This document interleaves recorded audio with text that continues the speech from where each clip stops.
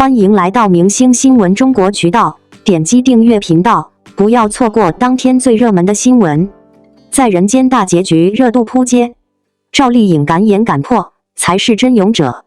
在人间大结局揭晓，赵丽颖饰演的贾小朵时为男主徐天最强大的副人格，她最终选择自我牺牲，却暗中藏于徐天心底，两人在精神世界共生。这部国内首部水仙剧以人格交锋探讨自我救赎，虽因意识流风格和简单剧情引发争议，却为国产剧创新迈出勇敢一步。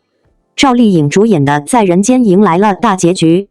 该剧只有8集，5天播完了，或许是因为集数太短，又或许是因为热度不够，所以并没有开点映，顺利追完了。从剧情架构来看，大结局揭示了整个故事的核心设定，这是一场关于男主徐天的多重人格与自我救赎之旅。赵丽颖饰演的贾小朵其实是徐天的副人格之一。除了贾小朵，王阳明、于丹、柳条儿、铁林也是徐天的副人格。不过，贾小朵是徐天副人格中最强大、最有力量的一个，也是最爱他的一个。大结局中，当时医生让贾小朵自己选择他与徐天谁消失时，贾小朵并没有选择取代主人格徐天，而是选择了自己消失，牺牲自我。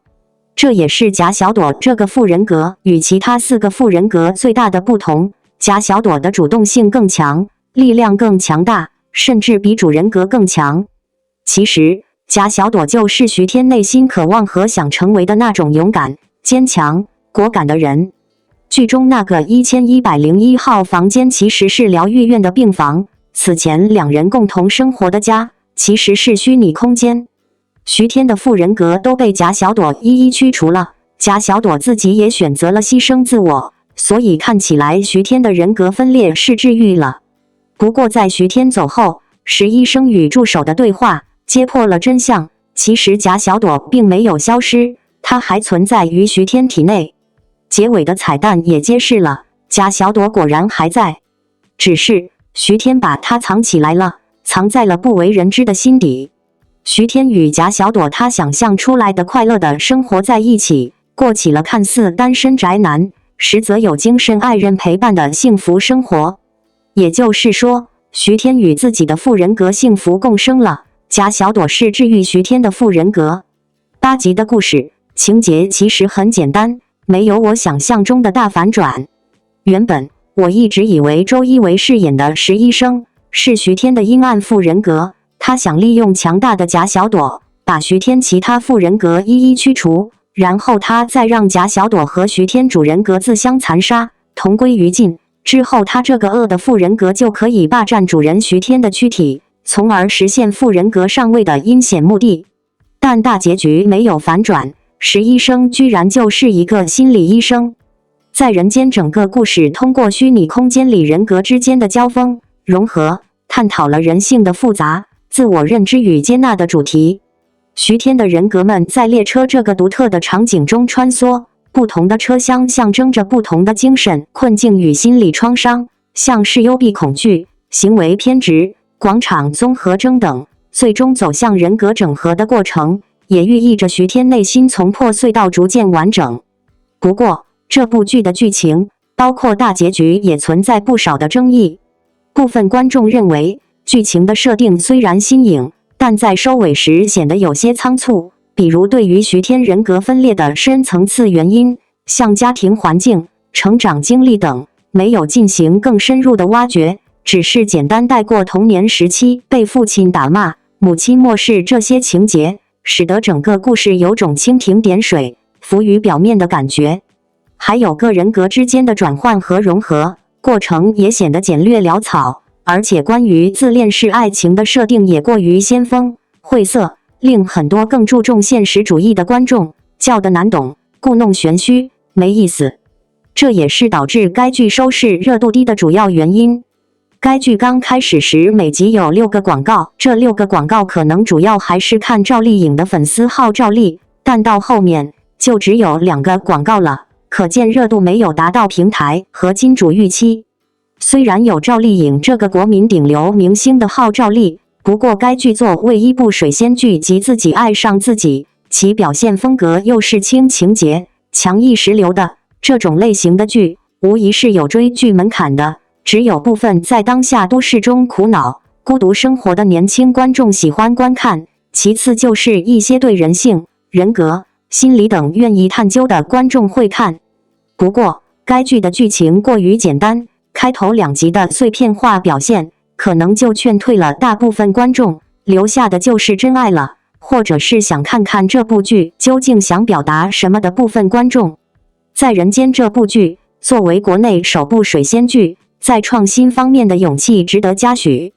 不管之前赵丽颖的算你妹事营销引发了多少争议，但赵丽颖愿意脱离自己的舒适区来拍摄，还参与了出品这样一部带有先锋意味的剧，证明她在演戏方面是很有追求的。当然可以，以下是围绕在人间大结局与赵丽颖表现的2000字左右中文深度讨论与结语，无标题分段。从在人间开播之初，这部剧就承载了无数期待。奇幻火车、人格分裂、心理疗愈等设定本身已经颇具先锋性，而赵丽颖的加盟更是给这部剧增添了强大号召力。然而，令人意外的是，这部被誉为年度最敢拍的国剧在播出过程中却遭遇了热度扑街的尴尬局面，平台主推却未能形成爆款效应，网络热搜并不持久，甚至在部分社交圈中被调侃为叫好不叫座的又一部口碑剧。这一切难免让人反思，赵丽颖这次的选择究竟是滑铁卢，还是一次真正意义上的艺术突破？其实，从剧本题材来看，在人间并非传统的大众向作品，它的主题沉重，节奏缓慢，涉及精神分析、原生家庭创伤、自我救赎等深刻命题，更像是披着奇幻外衣的心理疗愈剧。这样的设定注定很难在短时间内抓住短视频文化主导下的年轻观众。如今的观众习惯了快节奏、强情绪、强反转的剧情逻辑，而在人间在创作逻辑上却反其道而行，更多的以角色的内心世界展开，塑造情绪堆叠与心理崩塌的全过程。这种冷门题材在国内荧屏上本就少见，如何期待它能一夜爆红？而赵丽颖的表现，恰恰是在这种难红的设定中完成了突破。她不再是我们熟悉的爽剧女主，也不是依靠颜值与流量带节奏的偶像派。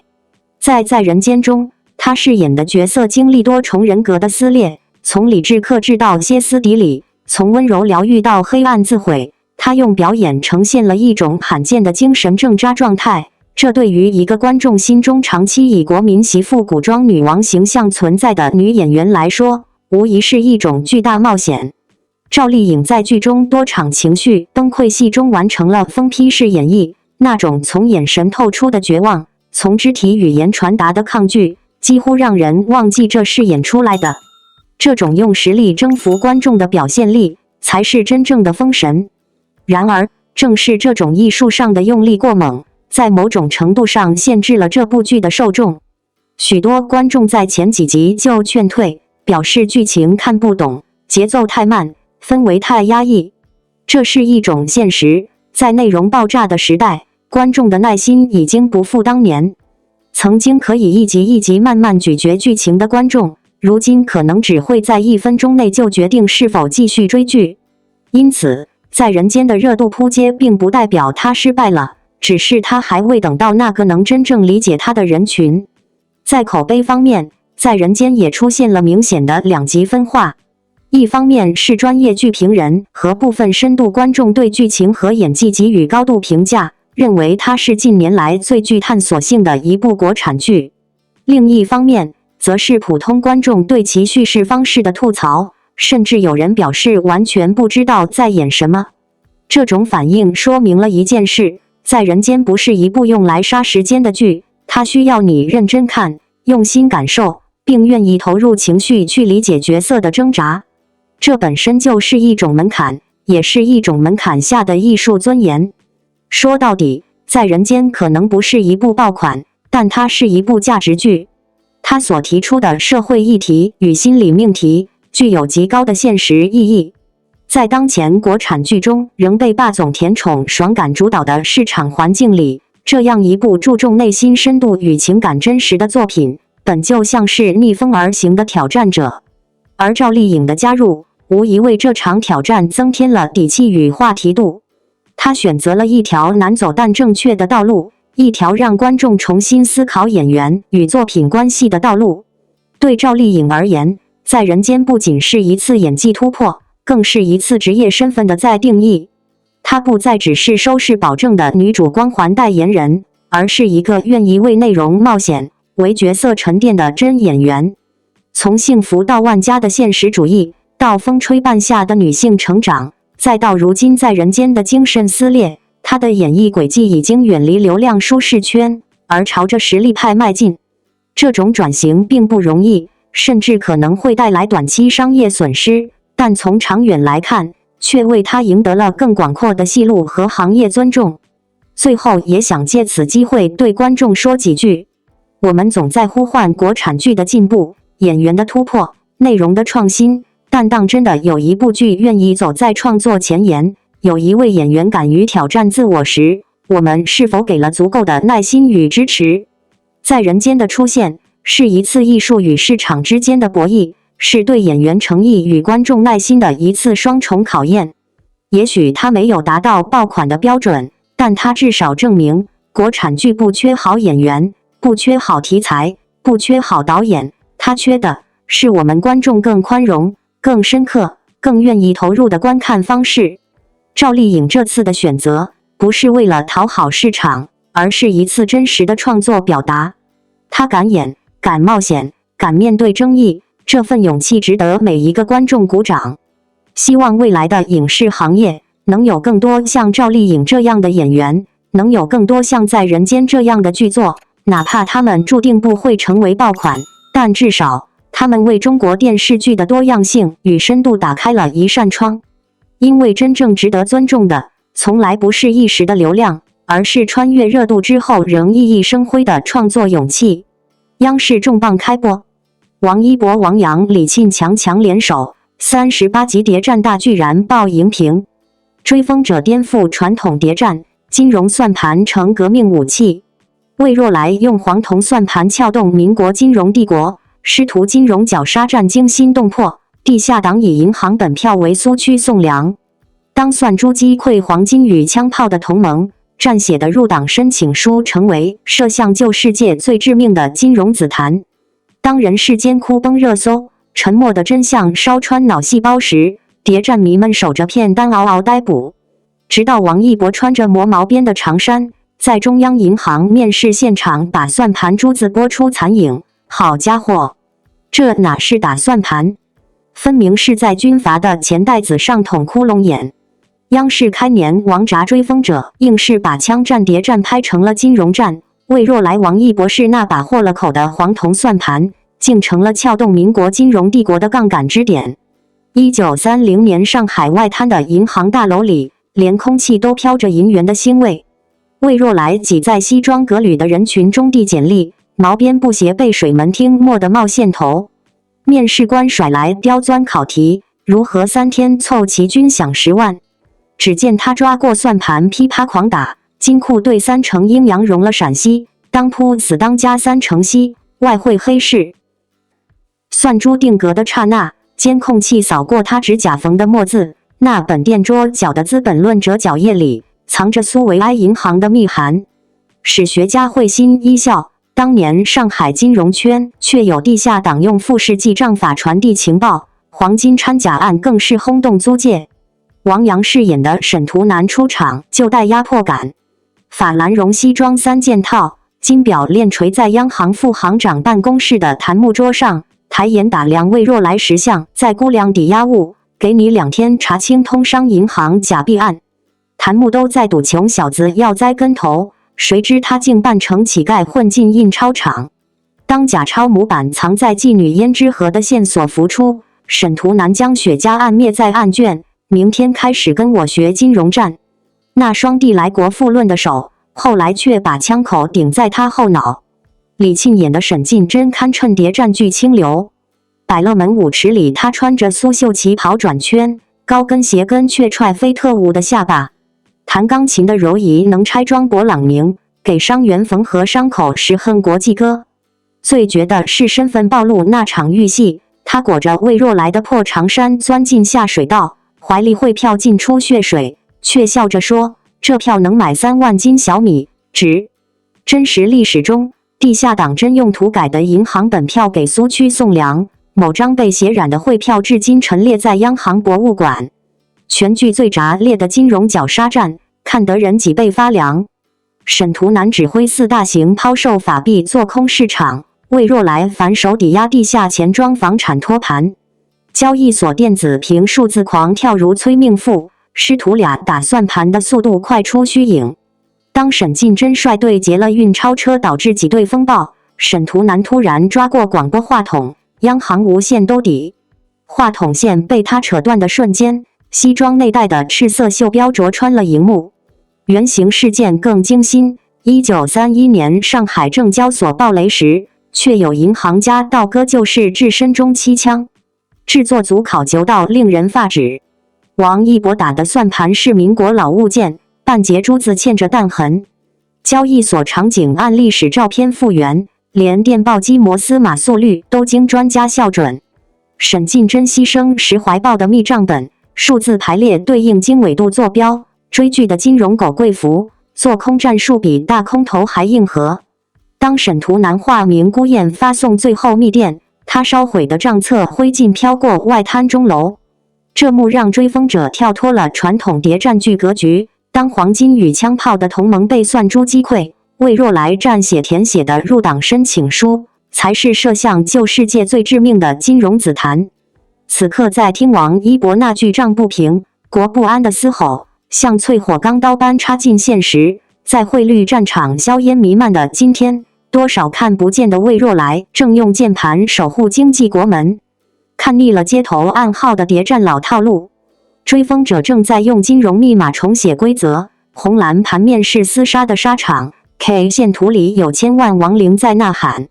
下回刷股票软件时，不妨想想1930年那个拨算盘的青山少年，他指尖染血的数字，曾为破碎山河压出崭新的生路。